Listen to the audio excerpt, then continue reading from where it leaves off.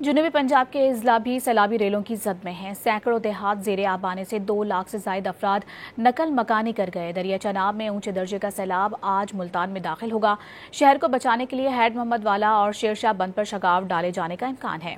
ادھر بہاول نگر کے دریائے ستلج میں ہیڈ گنڈا سنگھ کے مقام پر اونچے درجے کا سیلاب ہے۔ رحیم یار خان اور راجن پور میں سیلابی صورتحال سے نمٹنے کی تیاریاں کر لی گئی ہیں۔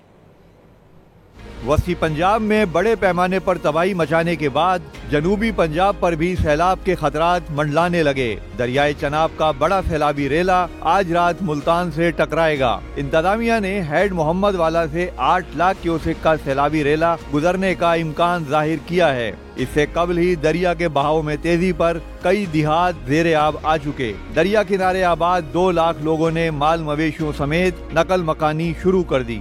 ملتان شہر کو بچانے کے لیے ہیڈ محمد والا اور شیر شاہ بند ضرورت پڑنے پر توڑ دیے جائیں گے۔ انتظامیہ نے شہریوں کا انخلاء یقینی بنانے کے لیے ڈرون سرویلنس کا بھی آغاز کر دیا ہے۔ ادھر بہاول نگر کے مقام پر دریائے ستلج میں ہیڈ گنڈا سنگھ کے مقام پر اونچے درجے کا سیلاب ہے۔